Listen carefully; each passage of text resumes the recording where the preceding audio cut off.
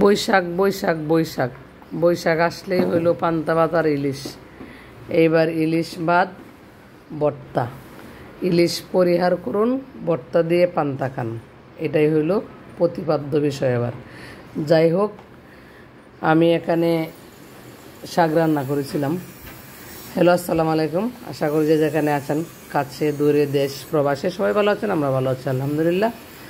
আমি এই বৈশাখ উপলক্ষে না, জাস্ট সবাই করছে তাই আমি একটু ভিন্নধর্মী কিছু করার চেষ্টা করেছি, এইটাই হইল বিষয়।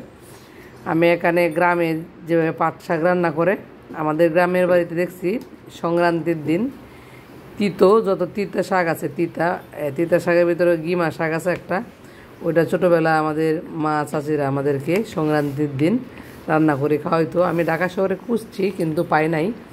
পরে তিতা শাক বলতে আছে শুধু পাট শাক, তো পাট শাক তিতা শাক নিয়ে আসলাম, আর সাথে 3-4 পদের ভর্তা করেছি। এই দিয়ে আমাদের সংক্রান্তির দিন, মানে পয়লা বৈশাখের দিন সকালের খাওয়া হয়েছে আলহামদুলিল্লাহ। তো অনেক আপুরা দেখছি অনেক কিছু ইলিশ মাছ, অনেক বড় বড় সাইজের ছবি দিয়েছেন, ভালো মাশাল্লাহ, আপনাদের সমর্থ মতো আপনারা দিয়েছেন। কিন্তু ইলিশ মাছ খেতে হবে বৈশাখে এমন কোনো ধরাবাঁধা নিয়ম জানা নাই, মনে হয় নাই।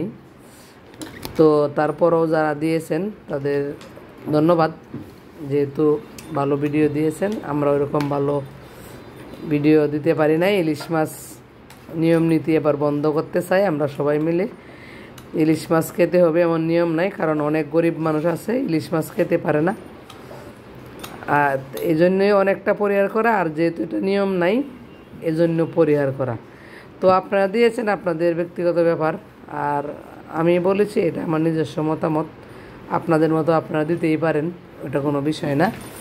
যাই হোক, তো আমার শাক হয়ে গেছে এখানে সিদ্ধ করা। এবার শাক গ্রামের মতো করে একদম শেষে, আমাদের গ্রামে এরকম শেষে কোনো পেঁয়াজ কুচি করতো না, রসুনও কুচি করতো না, এরকম শেষে দিয়ে দিত আর কি পাট শাক বাগার। তো আজকে আমি এরকম পাট শাক বাগার গ্রামের মতো করে মরিচ একদম শেষে একসাথে করে দিয়েছি।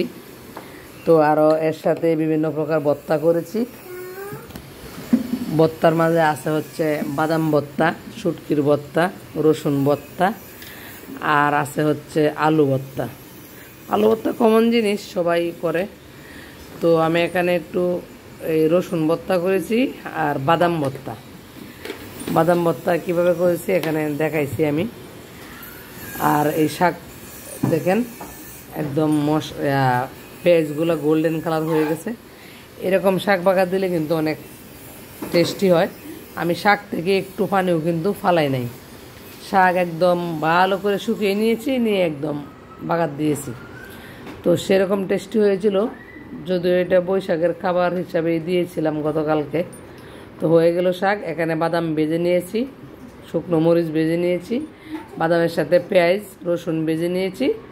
এবার শুধু শুকনো মরিচ দিয়ে আন্দাজ মতো জাল দিয়ে বেটে নিব পাটায়, হয়ে যাবে বাদাম ভর্তা। আর আলু ভর্তা তো আলু ভর্তাই।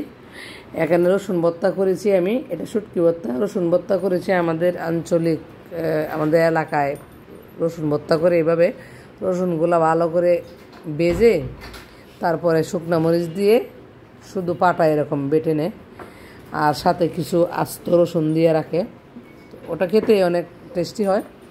তো এখানে আমি এই শুটকি ভর্তা বেটে নিলাম, আর বাদাম ভর্তা বাটার জন্য রেডি আছে। এই যে বাদামও এবার বেটে নিব। বাদাম আগে থেকেই ভেজে চুলাগুলো ফেলে দিয়েছি, সবগুলো একেবারে পরিষ্কার হয় নাই, এটা সমস্যা নাই, বেটে নিলে ফিনিশ হয়ে যাবে, দেখা যাবে না। তো হয়ে গেল বাদাম ভর্তাও মোটামুটি। তো এখানে আছে হচ্ছে আলু ভর্তা, আমি মেখে নিচ্ছি।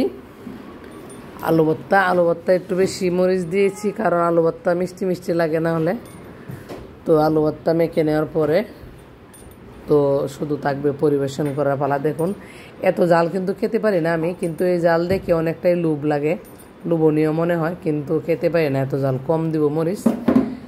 তো এই ছিল আমার ভর্তার প্রস্তুতি আর পরিবেশন আর রেসিপি, যাই বলেন, সব কিছু মিলে ফাইনালি আলু ভর্তা দিয়েই শেষ করব।